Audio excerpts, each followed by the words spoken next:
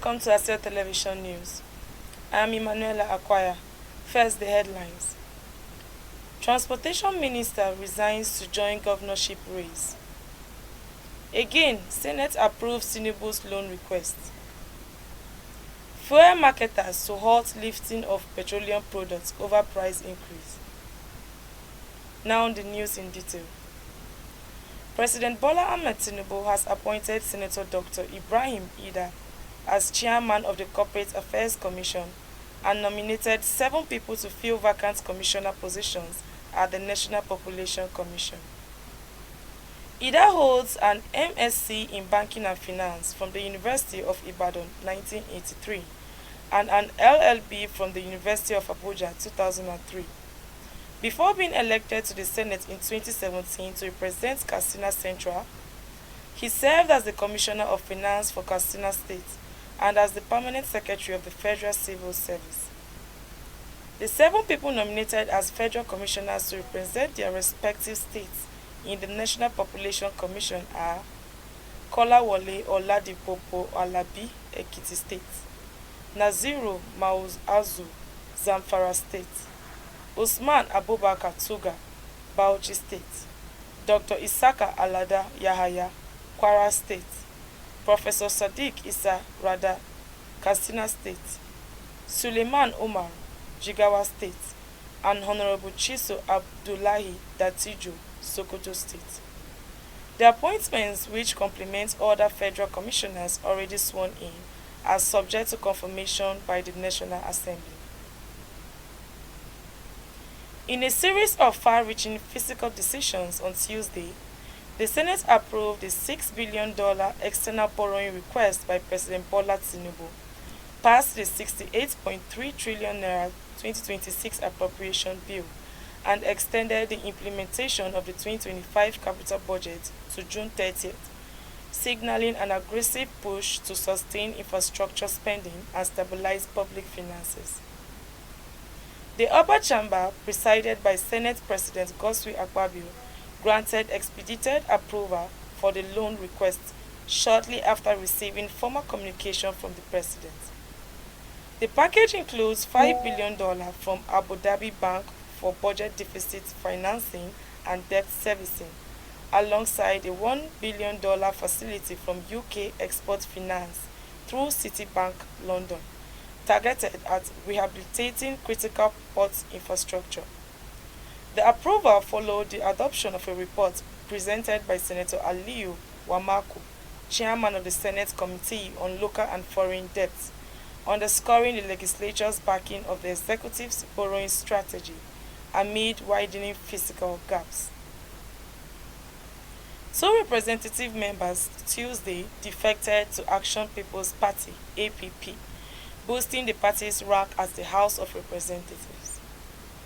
The lawmakers Ikenga Imo Ugochinyere and Matthew Uwa-Ogu formally announced their resignation from the People's Democratic Party and the Labour Party respectively, and declared their allegiance to the APP on the floor of the House. Their defection, which took place during plenary, marks a notable shift in the political composition of the lower chamber, as the APP continues to expand its foothold within the National Assembly. Ugochinyere disclosed that his resignation letter dated March 30, 2026, was received by the office of the Speaker on the same day. However, he indicated that the effective date of his resignation from the PDP was January 2, 2026, and cited unending internal crisis, unresolved conflicts, endless litigations, and factionalization of the leadership of the PDP as the reason for his action. Uwa-Ugo communicated his decision to leave the Labour Party and align with the APP, citing reasons consistent with ongoing political realignments within the country. The Speaker formally read both letters during plenary, thereby confirming the lawmakers' change of party affiliation. Nigeria's Minister of Transportation Saidu Alkali has resigned his appointment from office. Saidu's resignation was conveyed to newsmen on Wednesday by the Special Assistant, Media and Publicity Office of the Minister of Transportation Umar Jabril. Asa Television correspondent Nna Emeka Ihanacho takes us through a brief history of some key activities of the minister while in office.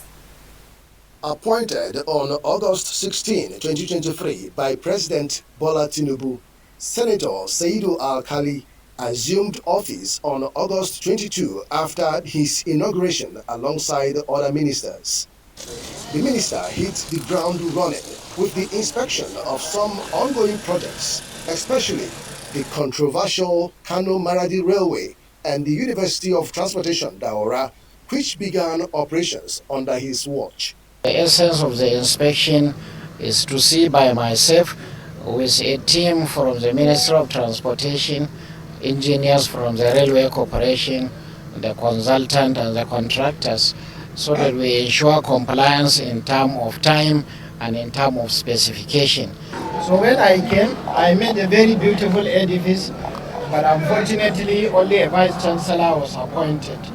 And you know, a university needs 4 principal staff for takeoff: the vice chancellor, the bursar, the librarian, and the registrar.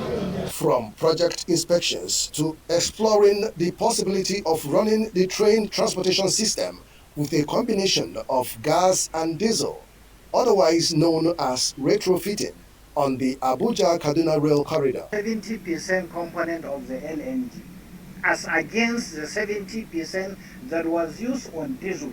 Certainly the cost of using LNG will be drastically reduced, nothing less than 60%.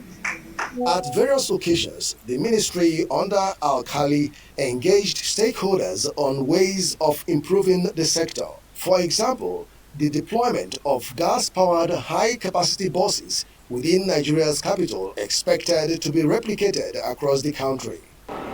Today's event is not just about launching of CNG buses, as they are handing over to the leadership of operating unions. It is also about creating a new path that prioritizes innovation, sustainability, and most importantly, the well-being of every Nigerian.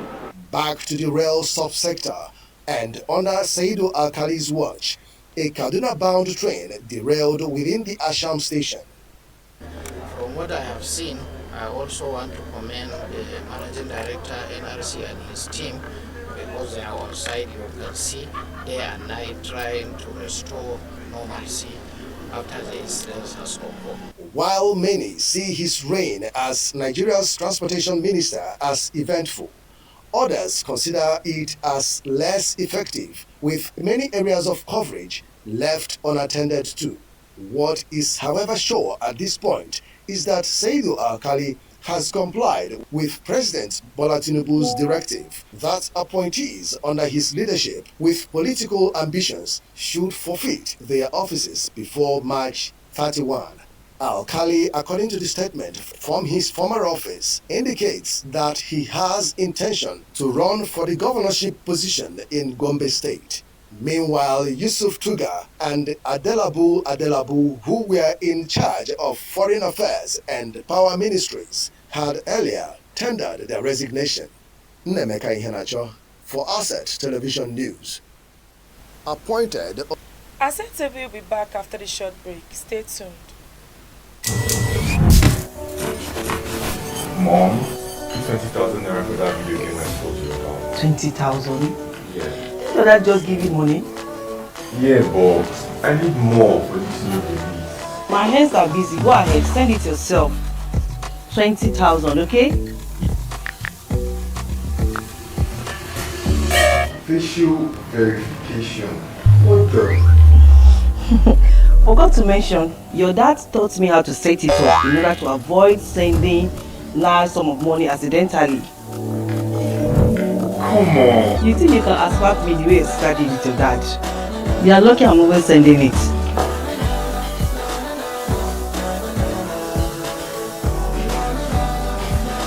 This boy.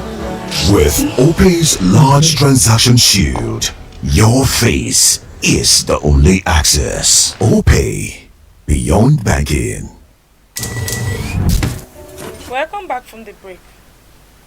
Nigeria's downstream oil sector has slipped into near paralysis as petroleum marketers suspend fresh pricing, anxiously awaiting a likely increase from the Dangote Petroleum Refinery and petrochemicals amid rising global crude oil costs. Across major depot hubs in Lagos, Port Harcourt and Calabar, with only skeletal activity in Warri, over 70% of operators have halted the release of new prices for petrol and diesel, effectively stalling market transactions. Industry sources say the freeze is a calculated move by traders seeking to avoid heavy losses, as surging global benchmarks like Brent crude and West Texas Intermediate continue their upward climb. The spike has raised fears of higher replacement costs, forcing depot owners into a wait-and-see mode. Sources reveal that marketers are deliberately holding back on price announcements to avoid selling existing stock at lower rates, only to face losses if Dangote Refinery adjusts its ex-depot prices upward in response to international market trends. President Bola Tinubu has summoned Plateau State Governor Caleb Mutfwang to Abuja, along with security chief for higher-level consultations following the deadly attack in Angwan Rukoba, Jos North, as authorities move to stabilize the situation and prevent further violence. Journalists. After the development, the Minister of Information and National Orientation, Mohammed Idris, disclosed that the president is taking the situation seriously and is committed to finding lasting solutions to security matters in the country.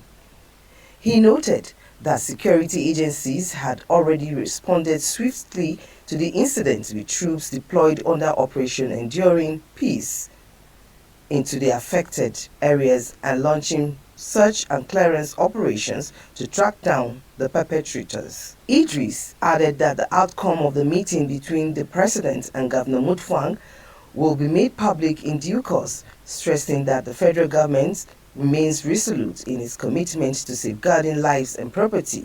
He also urged Nigerians to remain calm and cooperate with security agencies, assuring that those behind the attack will be apprehended and brought to justice. Mania OCEB, Asset Television News. And that is the size of our package at this hour. Do well to follow us on all our social media handles for more news updates and programs. On behalf of the news crew, I am Emanuela Akwaya.